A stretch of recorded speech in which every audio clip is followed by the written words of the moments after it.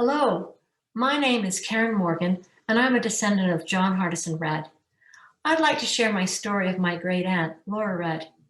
I knew her because I saw her often, but also because I've read and researched a great deal about her. You may know her as the author of the Utah Redds and Their Progenitors. Aunt Lura lived just a couple months shy of 100 years.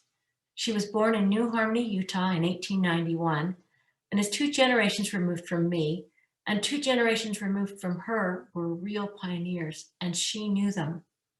The settling of Zion in the Rocky Mountains is not so far away. I want to share with you today my love for and some thoughts about an exemplary person, also some slides of her artwork. We, as her posterity, owe Aunt Lura an enormous debt of gratitude, especially in the context of a family organization tied together with stories of our heritage. Her own story is one of love of faith and family, and she happened to be an excellent artist and a most interesting woman as well. I can see the tremendous amount of work she did to learn how to make a beautiful picture and how much she loved the landscape in front of her. It is amazing to me that she put so much into excelling at a craft, her art, and then putting it aside with the same strength, working to preserve her family history. It is a joy to reflect on the lives of those whose stories she helped to preserve. I'm encouraged to contemplate the lessons to be learned from the sometimes complex lives of our ancestors. This is Aunt Lura about the time I was born. She lived in the house next door to my beloved grandparents, Melvin and Pauline Redd Burt, in the Mill Creek area of Salt Lake City. It was separated only by a small white picket fence with a gate that was always open, both literally and figuratively.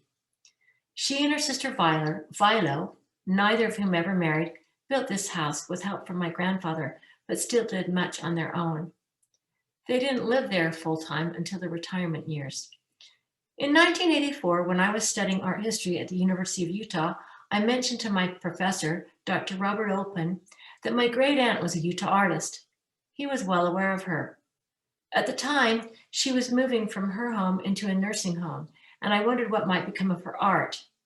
He suggested that I take him to see what was there. I was quite intimidated to take the chair of the art history department to this personal and cherished space. But after we left, he enthusiastically encouraged me to try and catalog and study her work, and I will be forever grateful. I'd like to begin by telling you a story about Aunt Lura late in her life. When she was in her mid-90s, she was getting more and more confused and too often lost on daily walks. The family decided that she needed to be moved to a memory unit in a facility where she could be watched more closely. One extremely cold Sunday, January night, my dad called and told me that Aunt Lura was gone from the nursing home and that the staff and the police were out searching for her, as well as family members and numerous people from her Mill Creek ward where it had been reported in sacrament meeting. I was worried that she would be found frozen under a mound of snow sometime that night. We all were. The next day, there was still no sign of her. The day after that, my Aunt Lila received a telephone call from Aunt Lura, who was calling from a motel in Lethbridge, Canada, wondering if she might be picked up. Relieved, yet bewildered, we called her youngest brother, Kay, who still lived in nearby Raymond, and she stayed with him for a couple of weeks until we could arrange for her to come back. We have never known the circumstances of how she actually got there. Her dementia seemed far too great to fathom how this could have happened. She said she took the bus, and the several $100s that had been left in her bank account was gone.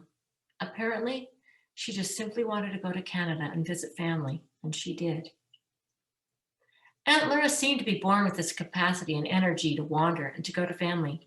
When she was born, the New Harmony population was just over 100, and many were relatives. She wrote that her mother told her she was a busy and precocious child, and that she could slip out of the house before her mother could get her for breakfast and would wander to one of her neighbors' or relatives' homes.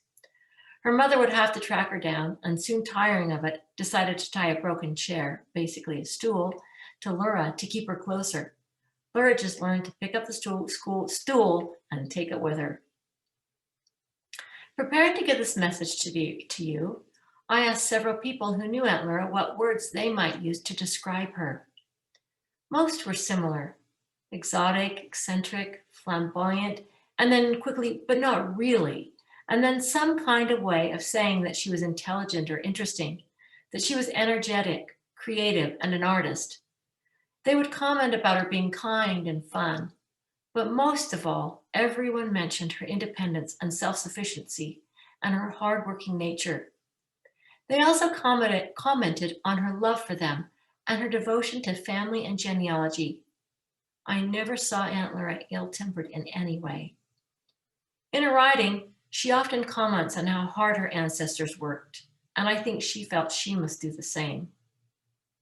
Some of my fondest personal memories of Aunt Lura were her firm handshakes with a reminder for me to firmly shake her hand, and telling me when I asked her how to draw to hold up both hands and make a frame with my fingers and look for a picture. She also gave me an interesting gourd she had grown in her garden and bounced me on a bent aspen tree like a horsey ride up at Grandma's cabin in Big Cottonwood Canyon.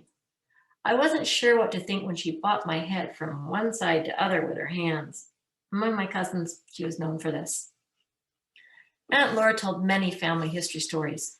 I somehow sensed her passion for genealogy, her testimony and love, and her credibility. I don't remember specific stories, but as a whole, I remember ones of trials, polygamy, epidemics, faith, Indians, forts, missions, slaves, and stories of bravery, and all in letting us know that we had pioneer heritage to learn from and be grateful for. She is a bridge for me. I think she can be for all of us. I knew from a very young age that being a Redd, especially around my grandmother and her sisters, was special. I saw Aunt Lura frequently when I was at Grandma's and Grandpa's for a visit, but there were also more formal times, if you could call them that, coordinated at Aunt Lura's and Aunt Vital's house, like Christmas morning buffets. They would invite literally 100 or more Redd relatives to attend. It was not a large home, and there really wasn't room for a Christmas tree with all those people, which must be why Aunt Lura cut one out, life size of shiny green foil, and I liked it, and she would put it up on the wall. She walked around with a bowl of M&Ms, serving them with a large spoon. Aunt Lura and Aunt Vilo, whose names were often said together, but who were each fiercely independent, also hosted the post-priesthood session gathering at every conference for all adult relatives who were in town, especially those from Canada. The most common kind of Aunt Lura visit was just wandering over for a quiet adventure. It was easy to know if she were home. Right next to Grandma's driveway was her little parking pad, and if her light blue Ford Galaxy happened to be there, she was around. Otherwise, she was probably downtown at the genealogical library or at the temple. Whether or not her car was there, I might go in. I would often go upstairs. That was Aunt Lura's realm. Its entirety was one room and was fascinating and magical to me. It was all one wonderful shade of green, kind of blue sages, little pineish, but with a 1930s brightness and gaiety. It was a studio and a bedroom where she must have spent many hours of painting and working. I knew she was an artist, but I never actually saw her paint or sketch. Like I said, when I was young, she was very busy doing genealogy work. Interesting paintings and drawings and props were all about. The many drawers filled with her watercolors and sketches. Books and knickknacks and projects were everywhere. Her typewriter was on a desk. I remember being fascinated by the beds. There were 2 of them, and they were tucked under the eaves, and you would pull them out just like gigantic drawers. And Aunt Lura had engineered them and mostly built them herself. But for as much as I went up there, I never saw her lying in a bed or even one being left pulled out. There was a long sofa under the east window and a long, narrow board propped perpendicularly near one end, which she used to lie on with her head down. Apparently, she was told or read that if you let the blood run to your head for so many minutes per day, it would help your mind. We all like to try. She was concerned about every healthy and productive aspect of life. The main floor bathroom was a great work of art.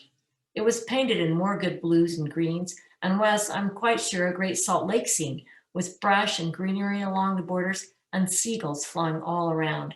You hoped they wouldn't drop on you. Aunt Lura's first 14 years were in New Harmony, but then she moved with her family to the larger Mormon settlement of Raymond, Alberta, Canada. 6 years later, her father, William Alexander, died suddenly after a bout with pneumonia. She just received her teaching credentials in Calgary and gone back to Raymond to teach. With one older brother and 8 younger siblings, her independence served her well. She went on her first mission to Chicago, or in the northeastern states. Upon finishing in 1918, Aunt Lura went home via North Carolina to gather Redd family history information. She tells in her Utah Redd's book, preface, a miraculous story that took place at this time. Before and after this mission, Aunt Lura took many correspondence courses in art from Canada. I can only imagine as a child and growing up, she did a lot of drawing. She encouraged my dad when he was little to do some scratching, as she called it. In Canada, she worked on marketing projects. Here are some of her early efforts.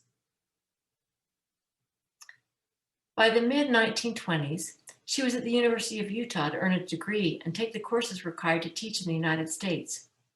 She claimed to want to study and later teach literature, but in her first term took a course from artist Mabel Fraser, and the rest is history, at least in terms of her art. Mabel was 4 years older, and like Lura, was temperamentally independent, a spinster, and a very talented artist.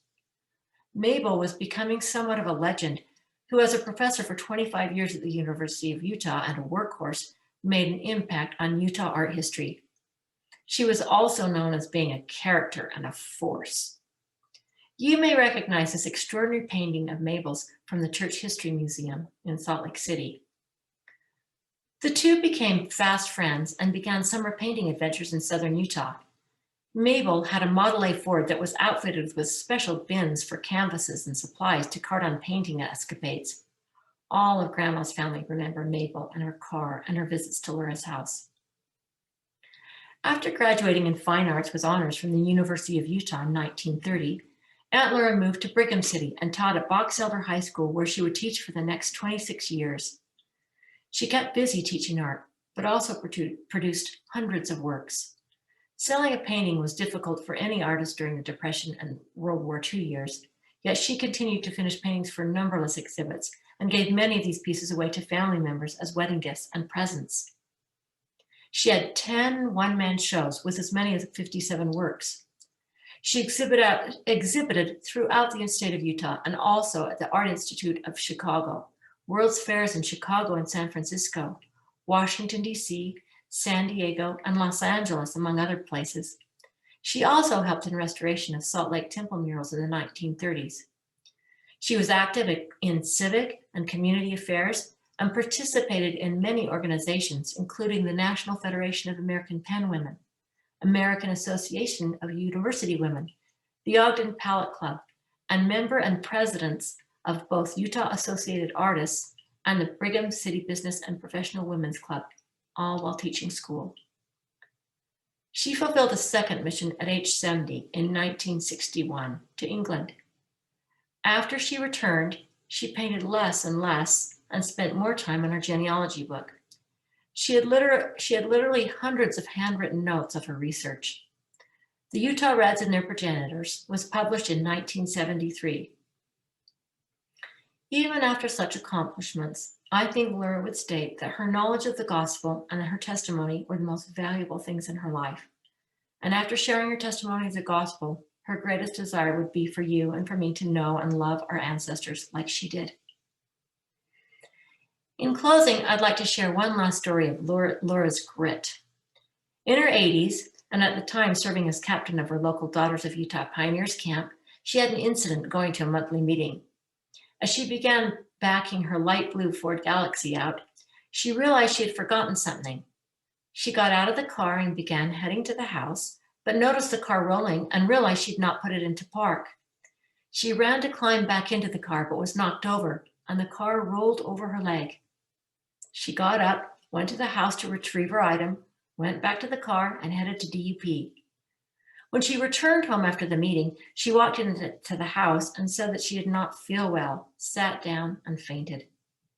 When they took her to the hospital, they learned that her leg was broken. She got her cast and crutches, rested a couple of days, and I was at church the next Sunday teaching her popular gospel doctrine class. It is so much easier to appreciate art when you can stand in front of it. At a future time, we hope as a family organization to have an actual exhibit of some of her work. Also, with good technology, reproductions, especially of her tremendous watercolor paintings, are excellent, and many could enjoy her work. But for now, I'd like to show some slides of her work. This first slide is a beautiful watercolor of medium size. I'll do a disclaimer now. I'm really sorry that I don't have the exact sizes for all of these images, but I'll give you an idea of medium, large, or small. And this is from a beloved spot to Aunt Laura. This is the view of Kolob Canyon from New Harmony. So she did several drawings and paintings from here. It would be where she lived the first 14 years.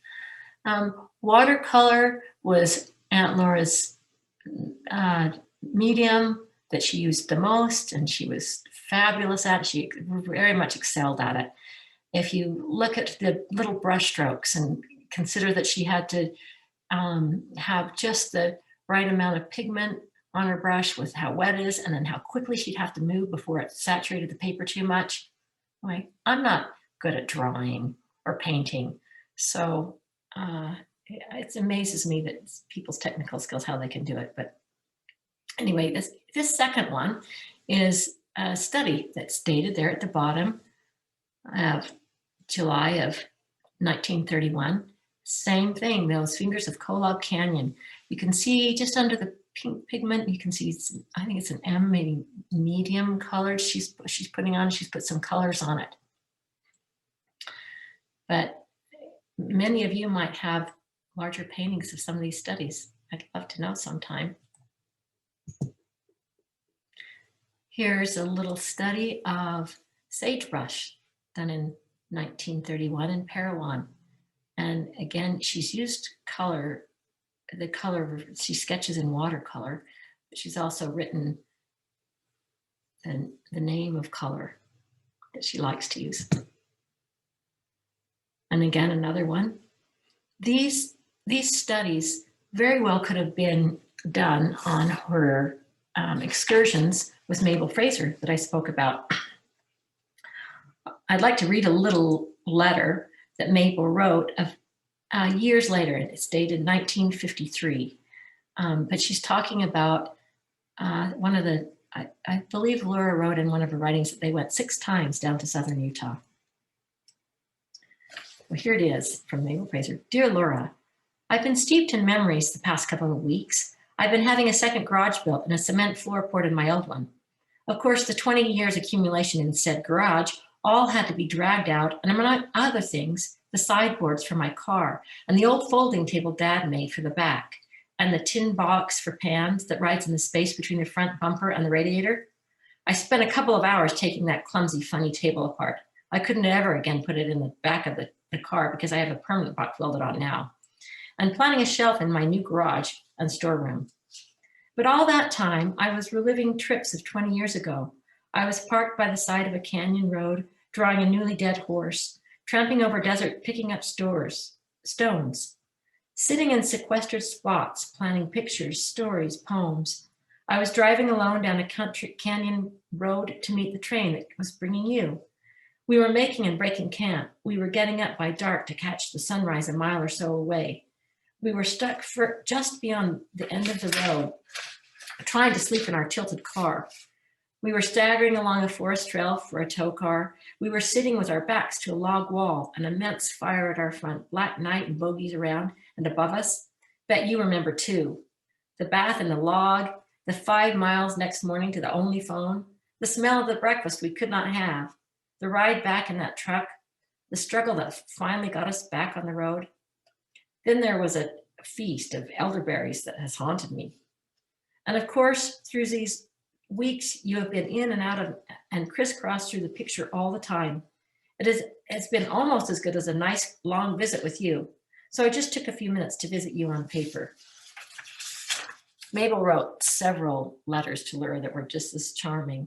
talking about their experiences and talking about planning for the experiences. She'd talk about how they would have to bring small cans of this and that, I guess, so they could just open them and there would be no way to keep them in a refrigerator or anything else as they were out on the road camping for weeks. So anyway, here's another watercolor. This one's medium size, it's finished painting, but not signed, but again, of that beloved spot. And also you can see this has broader brush strokes, more colored in, which is indicative of, at least as far as I can tell, of her later works. Here's a study of cedar breaks, 1933.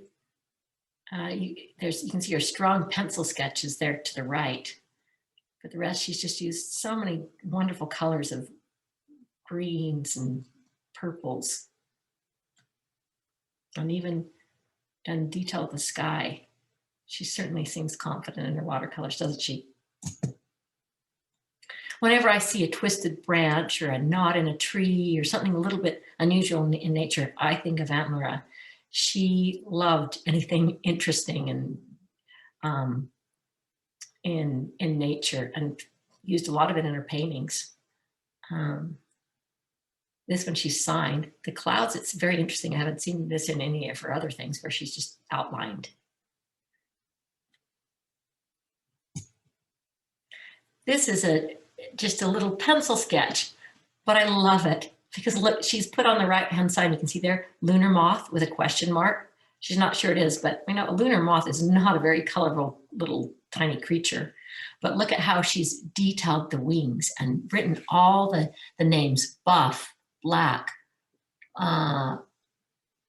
black gray, dark gray, shading to silver with black. And she's just got the details of how this little moth should be painted. I've never seen anything with this moth in it. So if anybody has seen one and what she might have done with this drawing, let me know. Here's a little painting sketch of fungus on western yellow pine. I love to think that how she thought that was interesting, or that she was going to maybe use this to get it accurate or paid attention to on one of her larger watercolors.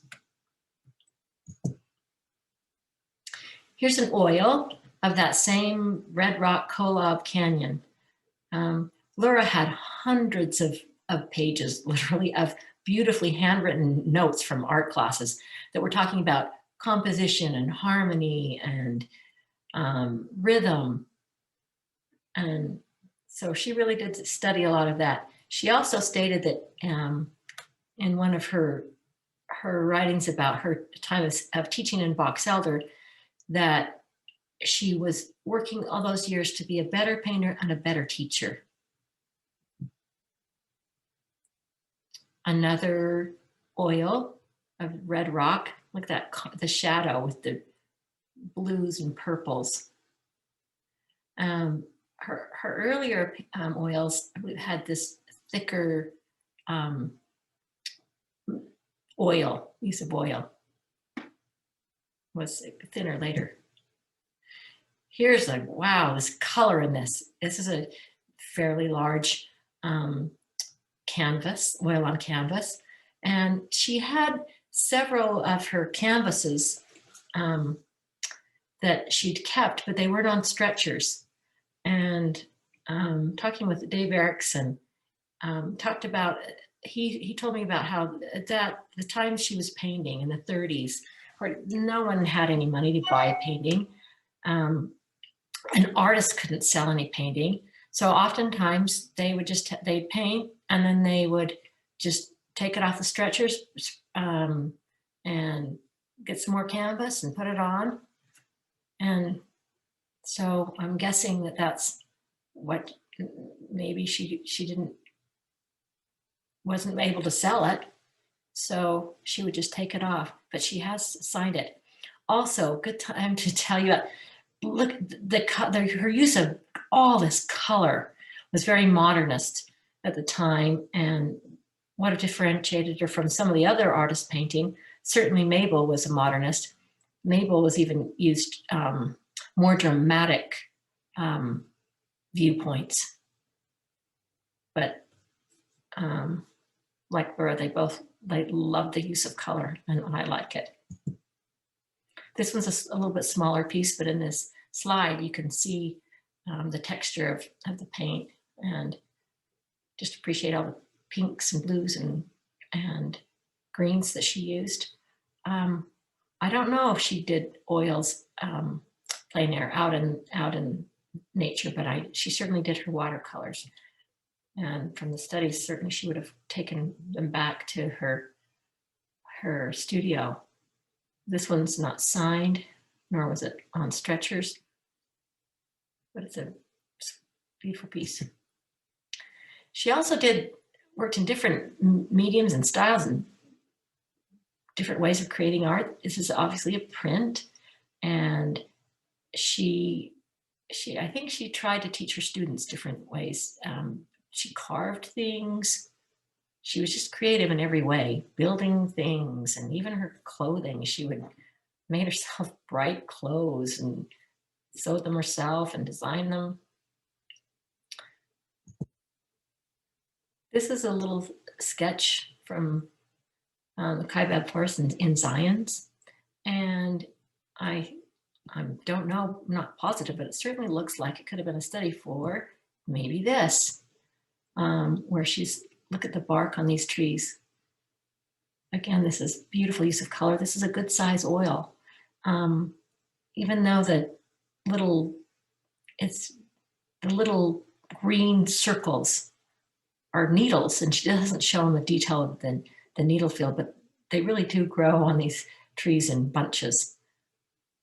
Again, look at how she appreciates even the little bit of dying orange little leaves, or groups of needles, what you might call them. Also, look at even the dead branches. She liked a lot of those. That's not what catches your attention in this painting, but it certainly is what she will focus on sometimes in other paintings. I love the sagebrush background with her little tiny strokes. This is such a sweet little piece. It just reminds me of looking out a window and seeing a pine tree in the light, maybe in the morning, in the afternoon, if you peer out a window. And I don't know, when I look at this, I can just imagine so many times my view out looking at a window, and it reminds me to look at all the different color greens, even the darker trunk with the browns, with the grays on the side, and you can just see the light coming. This slide is one of probably her iconic watercolors. It's large. They've been on large sheets, and I think that they were the most beloved, at least from the aunts that I've seen some pieces. This is what they might have chosen for one of their gift that she would allow them to choose at a wedding or something. And I must say, when you see them in person, it is moving to see how much color, how much paper she's covering. So even in the slides, there's small ones and large ones. You'll see it, and plus it's very familiar to me. This is looks like up in the Cottonwood Canyons near Salt Lake City. That's what I know. So it's so familiar to me, and I love them. This one is wonderful. It's a larger one, and I'm sorry that the slide isn't better quality, but I don't know what angle she got this from. If she's imagining if she's climbed up somewhere, but you feel like maybe you can fly and you can just go up to some of those Wasatch Peaks and see them. So I like that just a little bits of color, but then those, in summer, you can just see it, those large swaths of dried grass. Another one, this one has in Cottonwood Canyon. Her composition, always, she's got roads leading into it. This one, I don't know if the slide's probably not very good to show you how colorful it really is.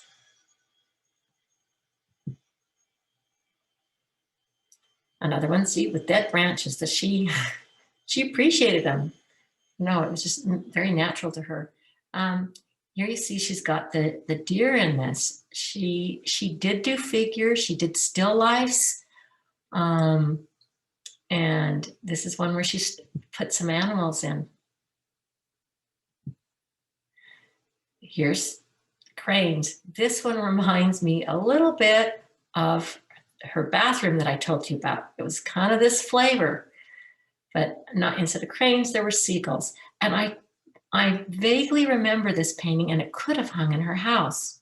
I don't know what that would mean, that she kept it, but notice the red and gold in the brush in the background and that bright blue.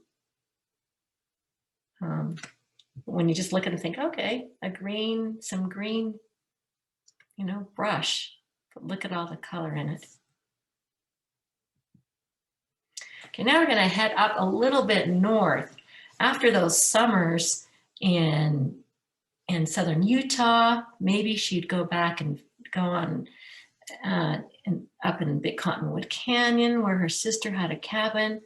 But here, these remind me, she would spend falls up in Brigham City, and look at the color. Absolutely wonderful that she liked to see. I remember in one of her notes, she was talking about someone that had mentioned to some artist, must have been a modernist, that said, why such bright colors? That's not what I can see in nature. That doesn't look realistic to me. And supposedly the artist said to them, well, don't you wish you could see it? So Aunt Lura could. I can almost see this. I think this is just a little study. It is square, and it's probably about 10-inch square. And to me, this looks, just as you get up to by Willard Bay off of I-15, an early fall, because it's still got some of the great greens and some of the dryness. She did several paintings at the Perry fruit stands. I don't know if you like to go there in the fall. I do. And that would have been near to her. And I love it. Notice that, at the top, the Perry daughters, and there's no G, but on the P, you can see she's got Rary daughters. When you do watercolor, obviously, there's not a lot of room for mistakes. If you don't, where your brushstroke gets, that's where it's going to stay. You're not going to really cover it up. And I think her confidence in watercolors and just how she could move, and obviously very well, she'd done it a lot. Same painting basically, but in oil. So here you can see oil's a lot more flat. It's interesting. I think this is really fun to see if you, it shows time period to me that it's, in those maybe 40s, 50s. Here again, I'll just go back, whoops, to the watercolor and the oil. She looks like she might be thinking of bowling with that melon, but maybe that's how that woman kind of tested it to see if it was just right. I believe this one's later. See how the fields of color are much larger, not such pointed little brush, maybe more water, but great color. And this, even though this is small, she signed it, so I don't leave it sitting kind of steady. And here, spring in Brigham City with those fruit trees and blossoming and the fresh new greens. There's a large pink tree watercolor up at the Brigham City Museum that I believe they still have. Here's an oil that I think is absolutely wonderful and charming of pink peach blossoms in Brigham City. I love her line and her perspective and the color. Again, probably a later watercolor. Even after she retired in 1956, she still painted and did a lot of exhibits, but sometime after her mission, I don't see any more exhibits, and and new paintings. I think that's when she was just doing more and more genealogy. Here's reflections in water. Mabel once wrote her a note saying that she'd been to her library exhibit and said you can paint cactus and you can paint water. You can do anything. It was a nice, encouraging note. Here's another one with water I really like. It's just a small square painting, and look at the greens and purples in the water, but you can get the idea of movement. I think she figured that out. This is just a small study sketch. So you can see her sketching with watercolor ability in just one of her books. This is a really poor slide, and I'm sorry, but I thought that the subject was so interesting. This woman in red, she's standing at an easel painting. Let's see if you can tell that. And then the man in the hat's looking at it. And in the in the background, you can see two people sitting and they're painting. So I'm just imagining that maybe this Aunt Lura has taken some students out, some people out, and is doing a painting class, and she's painting them, painting plein air. Here's another view of one of her sketchbooks in 1943. So the book it's smaller than an 8.5 by 11, not a lot, but how she's put 3 little watercolor sketches on that page. Pencil drawing. Her ideas, I love it. This is not a great quality slide. This is small, but not too small. But again, I can't paint myself at all, but I love thinking that she's practically painting this backwards. She's not painting snow on roofs. She's painting what's underneath the snow and giving the snow, she's holding up the snow with the shapes that she creates. So it looks like it's just out her window. I took this photo with my cell phone in it so that you could see how small some of these sketches were and her deftness with a brush. And I'm going up north now, maybe up to Canada. She'd have some of these. And I'm not sure if this is Kansas or Utah, the mountains, but I included this slide because notice the frame.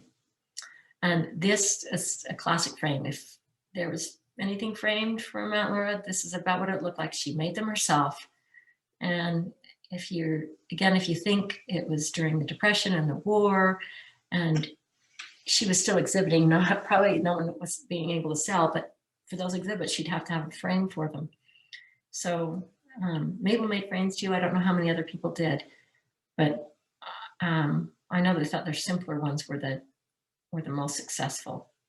But again, her frugality, her making things work, I like it. Here's color up in Canada. And I'm sorry, I don't know the names of many people in Utah, but in Canada.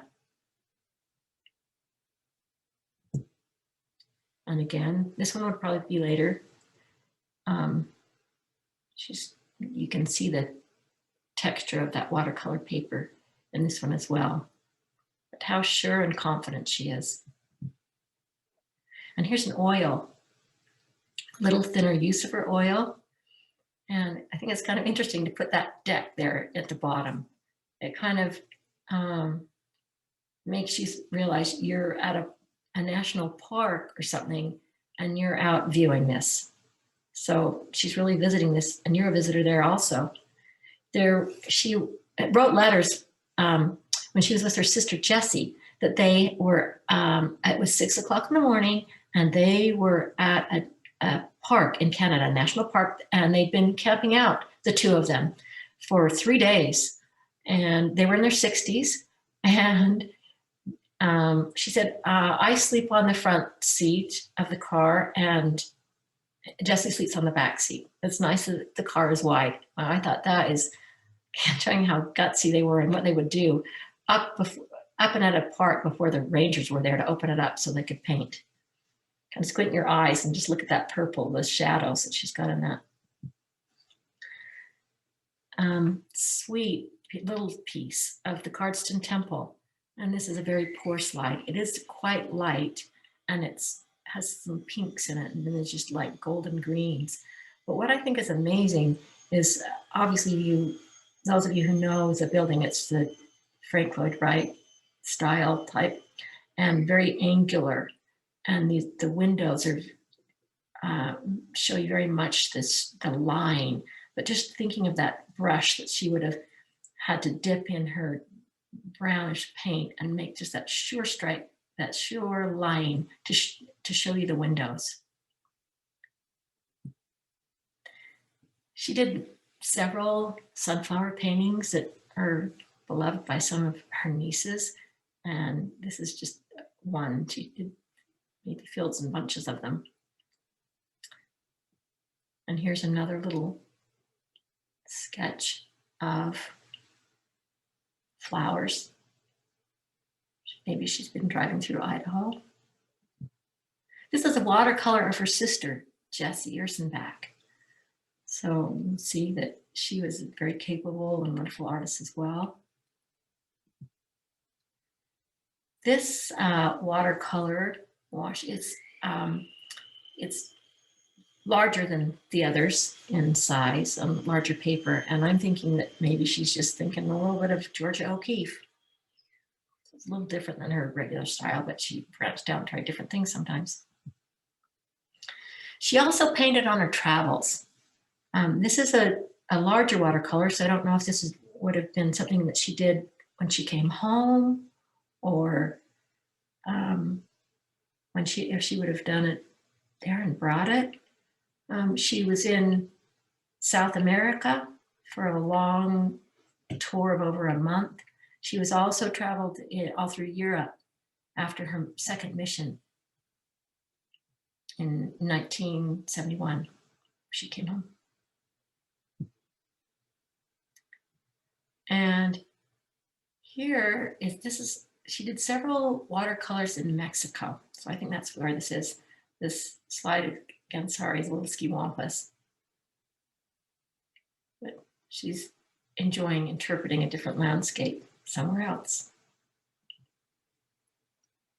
And I like this one of 4 men sitting on benches, I think, in Mexico. The slide doesn't do the greens justice. That green bench really pops out. She did some portraiture, and I love this one. I'm not sure. It could have been of her Aunt Alice, who lived in Brigham City. If any of you know that for sure, let me know. But she was totally capable of doing a portrait with oils. And I love this woman. I think Lura must have loved her too. Be nice to visit with her, huh?